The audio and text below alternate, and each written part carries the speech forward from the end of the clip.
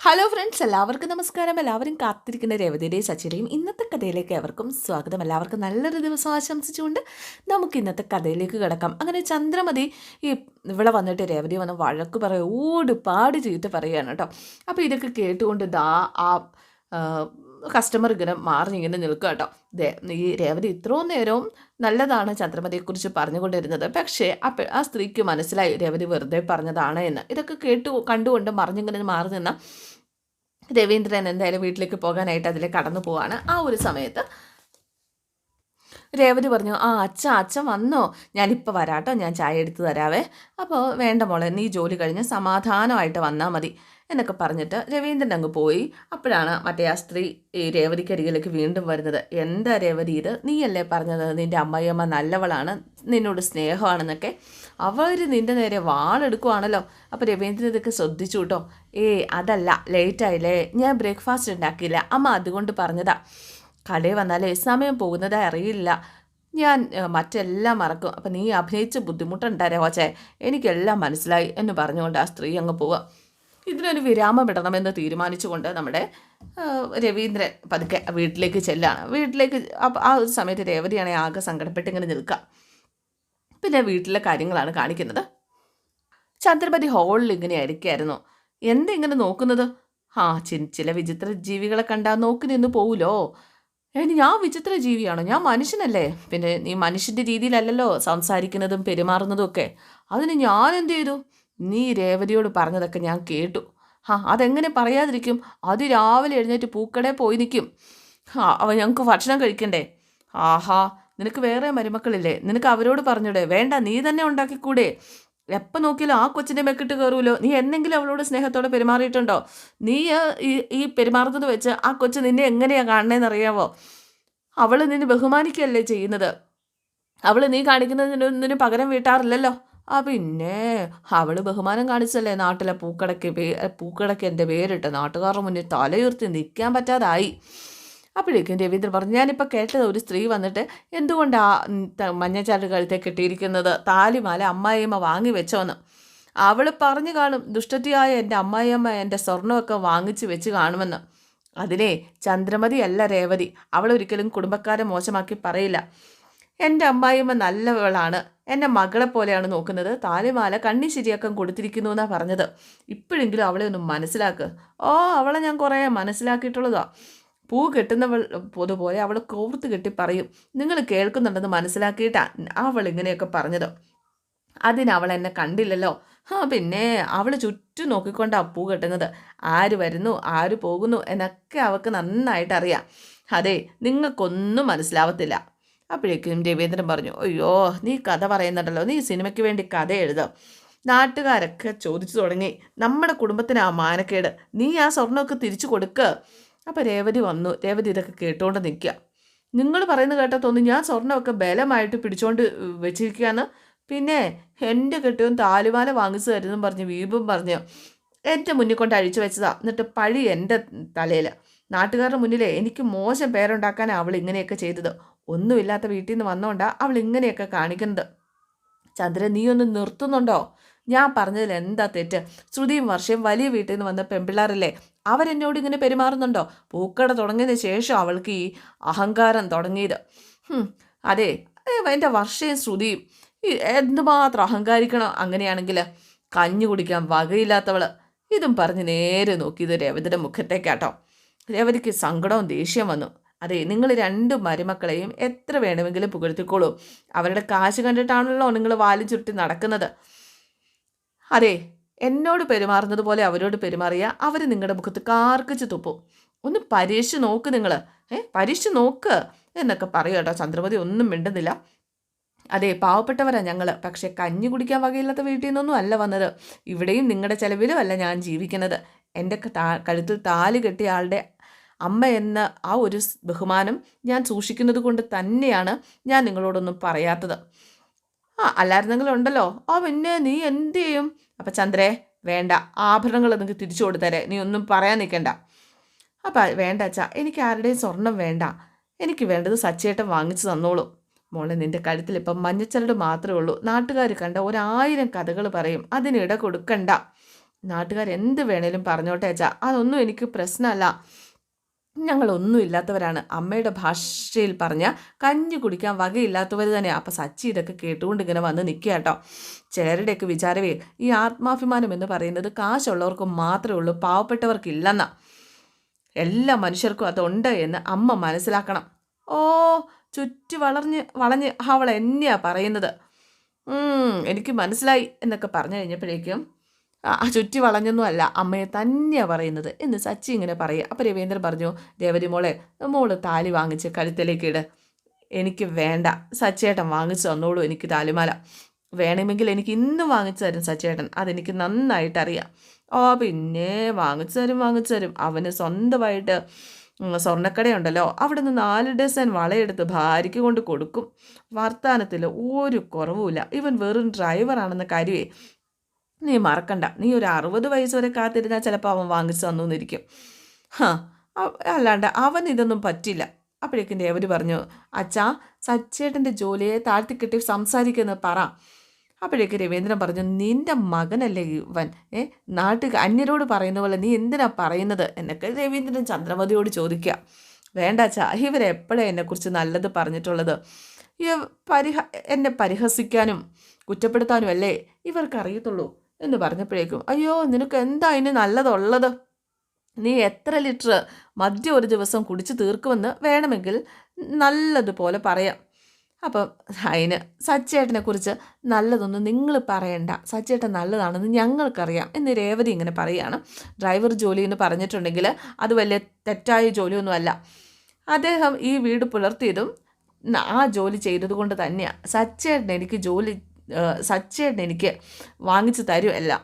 പിന്നെ നീ വേണമെങ്കിലേ ആ മാല എടുത്ത് കെട്ട്. ഒരിക്കലും ഇവൻ നിനക്ക് മേടിച്ചു തരാൻ പോകുന്നില്ല, ഇവനെ കൊണ്ട് പറ്റത്തില്ല. അപ്പോഴേക്ക് എനിക്ക് വിശ്വാസമാണ് സച്ചേട്ടൻ എനിക്ക് താലിമാല മേടിച്ച് തരും, ഇദ്ദേഹത്തിന് അത് കഴിയും. അപ്പോഴേക്കും രവീന്ദ്രൻ പറഞ്ഞു, നിൻ്റെ മകന് നിനക്കില്ലാത്ത വിശ്വാസമാണ് അവൾക്കുള്ളത്. സച്ചി പറഞ്ഞത് ചെയ്യും. എൻ്റെ മകൻ അങ്ങനെയാണ്, അവനെ എനിക്കും വിശ്വാസമാണ്. അവൻ വാങ്ങിച്ചു കൊടുക്കും ഇവക്ക്. മോനെ സച്ചി, എത്രയും പെട്ടെന്ന് തന്നെ രേവതി മോൾക്ക് താലിമാല വാങ്ങിച്ചു കൊടുക്കണം കേട്ടോ. അപ്പം സച്ചി പറഞ്ഞു, വാങ്ങിച്ചു കൊടുക്കുക അച്ഛാ. രേവതി, എനിക്ക് വിശക്കുന്നുണ്ട്, ബ്രേക്ക്ഫാസ്റ്റ് ഉണ്ടാക്കിയോ? ഒക്കെ റെഡിയാ. നീ നല്ല ഇടിയപ്പവും മുട്ടക്കറിയൊക്കെ ഉണ്ടാക്കി വെച്ചിട്ടുണ്ട്. സച്ചിനും വാ കഴിക്കാം, ബാ അച്ഛാ, ബാ നമുക്ക് കഴിക്കാം എന്നും പറഞ്ഞ് രേവതി ഇവരെ വിളിച്ചുകൊണ്ട് പോവാ. രവീന്ദ്രനെ പിടിച്ചു നിർത്തിയിട്ട് ചന്ദ്രമതി പറഞ്ഞു, ഇവളെന്താ ബ്രേക്ക്ഫാസ്റ്റ് ഉണ്ടാക്കി കയറി എന്നോട് പറയാതിരുന്നത്? അതിന് പറയാനുള്ളതിന് അവസരം നീ കൊടുത്തില്ലല്ലോ. നിനക്ക് അടുക്കളയെ നോക്കിയിട്ട് പോയാൽ പോരായിരുന്നോ? അതിന് അവളെ കുറ്റപ്പെടുത്താൻ നീ മുട്ടി നിൽക്കുകയല്ലേ? അല്ല വിശക്കുന്നു എന്ന് പറഞ്ഞായിരുന്നല്ലോ. നാണോമാനൊന്നും നോക്കണ്ട, ചെന്ന് വല്ല കഴിക്കാൻ നോക്ക് എന്നും പറഞ്ഞ് രവീന്ദ്രൻ കളിയാക്കിയിട്ട് പോവാ. നാണോമാനം നോക്കിയാൽ പട്ടിണി കിടക്കേണ്ടി വരും, പിന്നെ എൻ്റെ വട്ടി കിടക്കും. പിന്നെ കാണിക്കുന്നത് സച്ചിയുടെ കൂട്ടുകാർ ആ ഒരു ടാക്സി സ്റ്റാൻഡിൽ നിന്നിങ്ങനെ സംസാരിക്കുകയാണ് കേട്ടോ. അപ്പോൾ ഇവരൊരു ചിട്ടി കൂടിയിട്ടുണ്ട്. അപ്പോൾ ഈ തവണത്തെ മാസച്ചിട്ടി ആർക്കാണ് വേണ്ടത്? അപ്പോൾ മഹേഷ് ചോദിച്ചു, എനിക്ക് തന്നേക്കാവോ, എനിക്ക് ആൻ്റണിക്ക് കുറച്ച് കാശ് കൊടുക്കാനുണ്ട്. അപ്പം ഞങ്ങളെല്ലാവരും ആൻ്റണിക്ക് കാശ് കൊടുക്കാനുണ്ടല്ലോ. പക്ഷേ ഇത്തവണ കൊടുത്തില്ലെങ്കിൽ അവൻ പ്രശ്നം ഉണ്ടാക്കുന്ന പ്രത്യേകം പറഞ്ഞിട്ടുണ്ട്, അതുകൊണ്ട് എനിക്ക് തന്നെ തരാവോ? അതിനെന്താ നീ എടുത്തോ എന്നൊക്കെ പറഞ്ഞു. ആ സമയത്താണ് സച്ചി വരുന്നത്. സച്ചി വന്നപ്പോൾ നിങ്ങളെന്താ ഈ സംസാരിച്ചുകൊണ്ട് ഇങ്ങനെ നിൽക്കുന്നതെന്ന് ചോദിച്ചു. അത് ഞങ്ങൾ മാസച്ചിട്ടിയുടെ കാര്യം പറഞ്ഞുകൊണ്ടിരുന്നതാണ്. അപ്പോൾ നിങ്ങൾക്ക് ആർക്കെങ്കിലും വേണോ അത് എന്ന് സച്ചി ഇങ്ങനെ ചോദിച്ചപ്പോൾ തന്നെ മഹേഷിന് മനസ്സിലായി സച്ചിക്ക് അത് ആവശ്യമുണ്ടെന്ന്. അപ്പോൾ മഹേഷ് ചോദിച്ചു, നിനക്ക് വേണോ? അല്ല നിങ്ങൾക്കാർക്ക് വേണമെങ്കിൽ നിങ്ങളെടുത്തോ. അല്ല നിനക്ക് എന്തെങ്കിലും ആവശ്യമുണ്ടെങ്കിൽ നീ എടുത്തോടാ.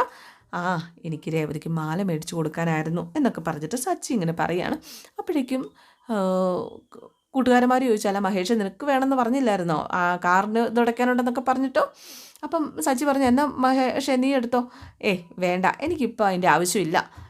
ഒരിക്കലും നമ്മൾക്ക് ഒരു ചിട്ടി കൂടിയിട്ടുണ്ടെന്ന് ആ കുറി ആർക്കാ കിട്ടുന്നതിന് പോലും സച്ചി അന്വേഷിക്കാറില്ല. സച്ചിക്ക് ഇപ്പോൾ ഒരാവശ്യം വന്നുകൊണ്ടാണ് അവൻ ചോദിച്ചത്. എന്തായാലും അവൾക്ക് മാല മേടിച്ച് കൊടുക്കണം, എത്ര നാളായി അത് മാലയില്ലാണ്ട് നടക്കാൻ തുടങ്ങിയിട്ട് എന്നൊക്കെ പറഞ്ഞുകൊണ്ട് നമ്മുടെ സച്ചിയൊക്കെ ആ പൈസ കൊടുക്കുകയാണ് കേട്ടോ. അപ്പോൾ ചിട്ടിക്കാരൻ കൊണ്ടുവന്ന് 70,000 രൂപയാണ് സച്ചിയുടെ കയ്യിലേക്ക് കൊണ്ട് കൊടുത്തത്. അത് രേവതിക്ക് മാല വാങ്ങിക്കാനായിട്ട് എടുത്ത് മാറ്റി വെക്കുകയും ചെയ്തു സച്ചി. വളരെ സന്തോഷത്തോടു കൂടി സച്ചിക്ക് മാല മേടിക്കാനായിട്ട് പോവാണ്. പിന്നെ കാണുന്നത് നമ്മുടെ സുധി കടയിൽ ഫോണും നോട്ടിക്കൊണ്ട് അപ്പോഴേക്കും മറ്റേ കൂടെ ഉള്ള സഹപ്രവർത്തകൻ വന്നിട്ട് പറഞ്ഞു, അതേ ഫോണും തോണ്ടിക്കൊണ്ടൊന്നും നിൽക്കരുത്, അദ്ദേഹം വഴക്ക് പറയും. അയ്യോ ഞാനേ കുറച്ച് ജോലിക്ക് അപേക്ഷിച്ചിട്ടുണ്ടായിരുന്നു, അത് കിട്ടിയോന്ന് നോക്കുമായിരുന്നു. പിന്നെ 10ാം ക്ലാസ്സുകാരനായ നിനക്ക് അതിന് മാത്രം ജോലി കിട്ടാൻ പോണത് എന്ന് ആ കൂട്ടുകാരൻ ഇന്നിങ്ങനെ പറഞ്ഞു കഴിഞ്ഞപ്പോഴേക്കും, അതെ നീ വിചാരിക്കുന്നത് പോലെ ഒന്നല്ല, ലോകാത്ഭുതങ്ങളുടെ അത്രയും ഡിഗ്രി ഉണ്ട് എനിക്ക്, ഡിഗ്രി. അപ്പോഴേക്കും അയാൾ ചോദിച്ചു, 10ാം ക്ലാസ്സുകാരനായി എനിക്കും ഡിഗ്രി ഉണ്ടെന്ന് പറയുന്ന നിനക്കും ഒരേ ജോലി തന്നെയല്ലേ? അപ്പോൾ ഇവരുടെ ഈ സംസാരമൊക്കെ കേട്ടുകൊണ്ട് ഓണർ അങ്ങോട്ടേക്ക് വന്നിട്ട്, എന്താ ഇവിടെ പരിപാടി എന്നിങ്ങനെ ചോദിച്ചു. പെട്ടെന്ന് അവിടെ കസ്റ്റമർക്ക് വന്നിട്ടുണ്ട്, വർത്തമാനം പറഞ്ഞുകൊണ്ടിരിക്കാതെ പോയി വിളമ്പി കൊടുക്കാൻ നോക്കുക എന്നൊക്കെ പറഞ്ഞു. അങ്ങനെ ഓർഡർ എടുക്കാനായിട്ട് നമ്മുടെ സുധി ചെന്നതാണ്. സുധി ചെന്നിട്ട് ഓർഡർ എടുക്കാനായിട്ട് അവരോട് ഇന്ന സാധനങ്ങളൊക്കെ ഉണ്ട്, ഇന്ന സാധനങ്ങളൊക്കെ ഉണ്ടെന്ന് ഇങ്ങനെ പറയുകയാണ്. അപ്പോൾ ഇവിടുത്തെ സ്പെഷ്യൽ എന്താ? ഇവിടുത്തെ സ്പെഷ്യൽ ഗിരിദോശ, അന്ന ഒരു ഗിരിദോശ എടുത്തോളാൻ പറഞ്ഞു. പക്ഷേ ഈ സാധനം ഉണ്ടോ ഇല്ലയോ എന്നൊന്നും നമ്മുടെ സുധി അന്വേഷിച്ചില്ലായിരുന്നു. ഗിരിദോശ എന്ന് പറഞ്ഞു, ഗിരിദോശ എന്ന് തപ്പിയപ്പോൾ ഗിരിദോശയില്ല. അപ്പോഴേക്കും സുധി എന്ത് ചെയ്തു, ഇവരോട് വന്ന് പറഞ്ഞു, ഗിരിദോശയില്ല, ഗിരിദോശ കഴിഞ്ഞു. എടോ ഇതൊക്കെ അറിഞ്ഞിട്ട് വേണ്ട എടോ ഓർഡർ എടുക്കാനായിട്ട്, ഞങ്ങളെ വെറുതെ ആശിപ്പിച്ചിട്ട് ഇതൊക്കെ അറിഞ്ഞിട്ട് വേണ്ടേ, പണിക്ക് അറിയാവുന്നവരെ പണിക്ക് നിർത്തണ്ടേ എന്നൊക്കെ പറഞ്ഞ ഓണറോടും ഈ കസ്റ്റമേഴ്സ് ചൂടാവുകയാണ്, സുധിയോടും ചൂടാവുകയാണ്. അപ്പോൾ താനൊക്കെ വിളിച്ചപ്പോൾ സുധി ചോദിച്ചു, താനെന്നൊക്കെ എന്തിനാണ് വിളിക്കുന്നത് എന്നൊക്കെ ചോദിച്ചു കഴിഞ്ഞപ്പോഴേക്കും, പിന്നെ നിനക്കറി ഞാൻ ഇനി സാറേന്ന് വിളിക്കാം എന്നൊക്കെ പറഞ്ഞ കസ്റ്റമറും കുറച്ച് ദേഷ്യപ്പെടുവാണ്. അവസാനം ഓണർ വന്നിട്ട് പറഞ്ഞു, നിങ്ങൾ ദയവ് ചെയ്ത് ബഹളം ഉണ്ടാക്കരുത്, ഇവനെ എന്നെ മര്യാദ പഠിപ്പിക്കാൻ നോക്കുന്നു, ഇവന് ജോലി അറിയത്തില്ല, അയാൾ ചെയ്തതിന് ക്ഷമിക്കണം, ഗിരിദോശ ഇപ്പം തന്നെ ഉണ്ടാക്കി തരാം, റെഡിയാക്കി തരാം, താനിങ്ങ് വന്നിടൂ എന്നും പറഞ്ഞുകൊണ്ട് സുധിയെ മാറ്റി നിർത്തിയതിന് ശേഷം ഈ ഓണർ ഗിരിദോശ കസ്റ്റമേഴ്സിനെയൊക്കെ ഒന്ന് പതുക്കെ സമാധാനിപ്പിച്ച് നിർത്താം. ഇവനൊക്കെ ഞാൻ ആരാണെന്ന് അറിഞ്ഞാൽ എനിക്ക് എൻ്റെ ഡിഗ്രിയൊക്കെ ഇവനെ അറിഞ്ഞിട്ടുണ്ടെങ്കിൽ ഇവനൊന്നും നിലത്ത് നിൽക്കത്തില്ല, ഇവൻ എന്നെ സാറേന്ന് വിളിക്കും എന്നൊക്കെയാണ് നമ്മുടെ സുധി അവിടെ മാറി നിന്ന് ചിന്തിക്കുന്നത്. ഇതേ സമയം ഓണറോട് ഈ കസ്റ്റമർ ഇങ്ങനെ സംസാരിക്കുകയാണ്, അവനെ ഇടാന്ന് വിളിച്ച് അവന് ഇഷ്ടപ്പെട്ടില്ല, ഇവനെയൊക്കെ എന്തിനാണ് ജോലിക്ക് എടുക്കുന്നത്, അവൻ്റെയൊക്കെ അഹങ്കാരം കണ്ടില്ലേ, പണി അറിയാനൊരു പണിക്ക് നിർത്തണ്ടേ, അടിച്ച് പല്ല് താഴെ ഇടണം അവൻ്റെ. സുധിയാണെ ഒട്ടൊക്കെ പിടിച്ചിങ്ങനെ നിൽക്കുക. ഇതിനിടയ്ക്ക് ശ്രുതിയുടെ കോള് വരുവാണ് കേട്ടോ. പറ ശ്രുതി. അതെ സുധി ബിസിയാണോ? കുറച്ച് ബിസിയാണ്, ഞാനൊരു ഫയൽ നോക്കുക. ഞാൻ വെറുതെ വിളിച്ചതാ, രാവിലെ സുധിയൊന്നും കഴിക്കാതെയല്ലേ വീട്ടിൽ നിന്ന് പോയത്. അതെ എനിക്ക് കൃത്യസമയത്ത് ഓഫീസിലെത്തണം, അതുകൊണ്ടാണ് ഇറങ്ങിയത്. എന്തായാലും സുധി എന്തെങ്കിലും കഴിക്കണം കേട്ടോ, കഴിച്ചിട്ടേ ജോലി ചെയ്യാവുള്ളേ. ഓഫീസിനടുത്ത് ഏതെങ്കിലും ഹോട്ടലുണ്ടോ? ഓഫീസ് തന്നെ ഹോട്ടലല്ലേ? ഓഫീസ് തന്നെ ഹോട്ടലോ?